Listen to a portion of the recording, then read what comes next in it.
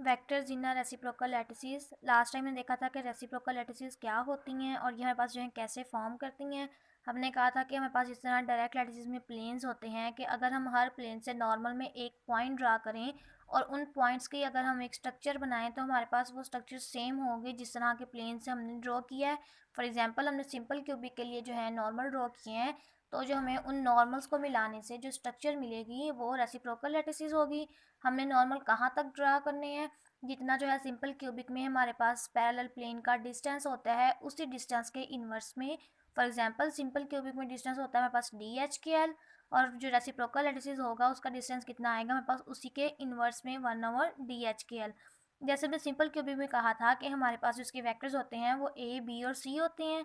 अब जो है रेसिप्रोकल लैटिसेस में हमारे पास जो है वेक्टर किस तरह से आएंगे। The vector is the reciprocal lattices is defined as sigma HKL। Reciprocal lattices के जो वेक्टर्स हैं उसको सिग्मा से डिनोट करेंगे। HKL is equal to K 1/D/HKL N into N, जबकि N जो है ये यूनिट वेक्टर है, मतलब उसकी डायरेक्शन है। और 1/DHKL क्या है, जो उसका डिस्टेंस है कितना, जो उसके इन्वर्स में था। Where K is a scale factor, scale factor बोलते हैं एनी मेजरेबल क्वांटिटी। वैसे तो इसको कांस्टेंट ऑफ प्रोपोर्शनैलिटी भी बोलते हैं, लेकिन यहाँ पर इसको स्केल फैक्टर बोलेंगे कि एनी मेजरेबल क्वांटिटी है यहाँ पर हमारे पास। अब जो है जैसे हमने कहा कि हमारे पास जो है डायरेक्ट लैटिसेस में जो है एक क्यूबिक लैटिस बनता है, एक सिंपल क्यूबिक, वैसे ही हमारे पास जो है नॉर्मल में भी एक सिंपल क्यूबिक बनता है। तो अब हम जो है इस सिंपल क्यूबिक के लिए रेसिप्रोकल लैटिसेस के वेक्टर्स निकालना चाह रहे हैं, तो हम क्या करेंगे, सबसे पहले हमें जो है इसका वॉल्यूम कितना आएगा, V is equal to A.B×C। Volume हमें बताया that is area multiply by height, कि हमारे पास जितना भी एरिया है मल्टीप्लाई बाय हाइट। तो अगर हम सिंपल क्यूबिक की बात कर रहे हैं, यहाँ पर इसका एरिया जो लेंगे बेस के लिए वो कितना आएगा A.B, और जो उसकी हाइट है हमारे पास, हाइट किसको बोलते हैं, बेसिकली हम एक प्लेन से दूसरे प्लेन तक का जो डिस्टेंस है जिसको जो है हम DH/L बोलते हैं। तो ये हमारे पास जो है C है जो हमारे पास इस तरह से है, तो उसको हम हाइट बोलेंगे। तो वॉल्यूम ऑफ द सेल हमारे पास आ जाता है A.B×C। जो हमारे पास सबसे सिंपलेस्ट जो हैं वेक्टर्स होते हैं रेसिप्रोकल लैटिसेस में, वो हम बोलते हैं कि वो 1 0 0 0 1 0 और 0 0 1 है। कि अगर हम इन वेक्टर्स को ड्रॉ कर लें तो हमारे पास जो स्ट्रक्चर बनेगा वो सेम एज इट इज़ इस तरह का होगा। इसीलिए इसको जो है फंडामेंटल रेसिप्रोकल लैटिसेस भी बोलते हैं। इसको डिनोट कैसे करेंगे, सिग्मा 1 0 0, सिग्मा 0 1 0 एंड सिग्मा 0 0 1। और ये जो है सबसे सिंपलेस्ट जो है रेसिप्रोकल वेक्टर्स होते हैं। तो इसकी जो है वैल्यूज़ हम कैसे फाइंड आउट करेंगे, v is equal to area of base multiply by height. तो अगर हम एक के लिए बात कर रहे हैं, एक वेक्टर के लिए बात कर रहे हैं, लेट इट बी 0 0 1, तो हमारे पास जो है ये इक्वेशन किस तरह से आ जाएंगी, ये हमारे पास यही एरिया है ना A.B, तो ये वाला एरिया ले लिया हमने, जबकि ये भी प्लेन इस प्लेन के पैरेलल है। तो इसका डिस्टेंस कितना होगा DH/L, और DH/L कितना यहाँ पर हमारे पास 0 0 1। तो यहाँ पर हमने DH/L की जगह पे 0 0 1 लगा दिया है D के साथ। दोनों इक्वेशंस को अगर हम कंपेयर करेंगे, 1/D0 0 1 ये क्या है, ये हमारे पास जो है रेसिप्रोकल लैटिसेस है, जो हमने यहाँ पर अभी कहा कि ये इसके बराबर होता है, इज इक्वल टू। इन दोनों इक्वेशंस को जो है हमने सिंप्लीफाई कर लिया है। अगर इसका आप लोग मोर सिंपल मेथड चाह रहे हैं कि ये आप लोगों को थोड़ा डिफरेंट जो है थोड़ा डिफ़िकल्ट लग रहा है, तो इसके लिए एक सिंपल सा मेथड है। For example V is equal to area multiply by height होता है हमारे पास। हमने रेसिप्रोकल की बात की है, इसको हम इन्वर्स में कर देते हैं, 1/V इज इक्वल टू 1/एरिया मल्टीप्लाई बाय 1/DH/L।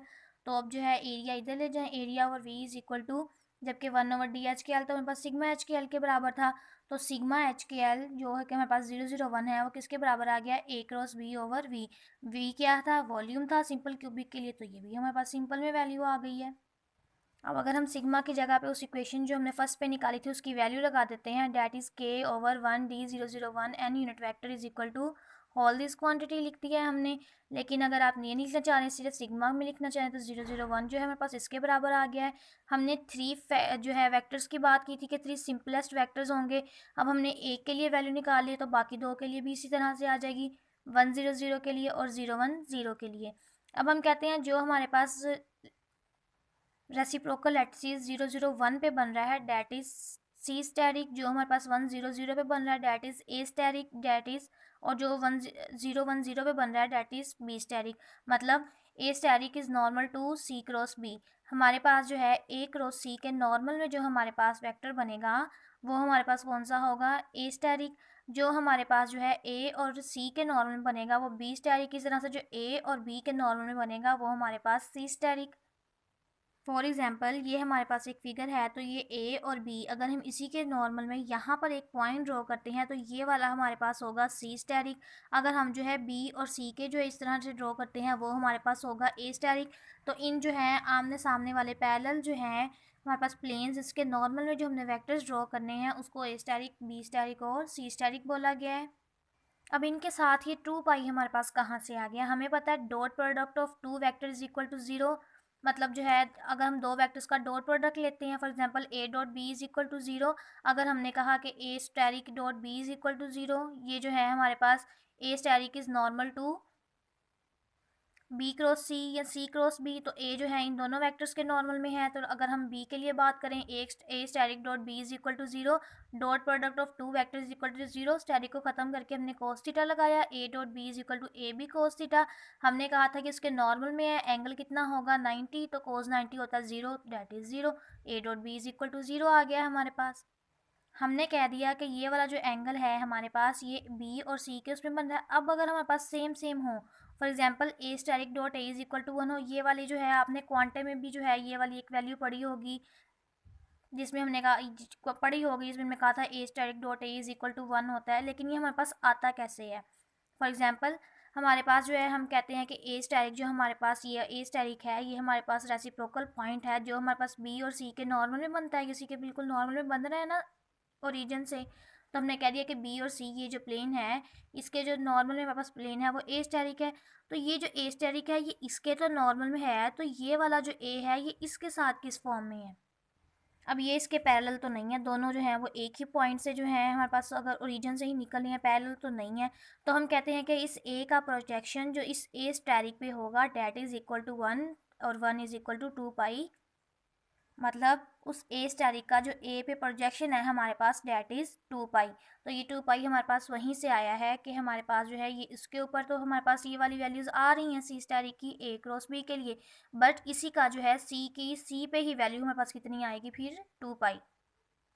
और ये जो है ये कांस्टेंट क्वांटिटी है, ये हर जो है बेस वेक्टर में आएगी जो हम रेसिप्रोकल में ड्रॉ करेंगे।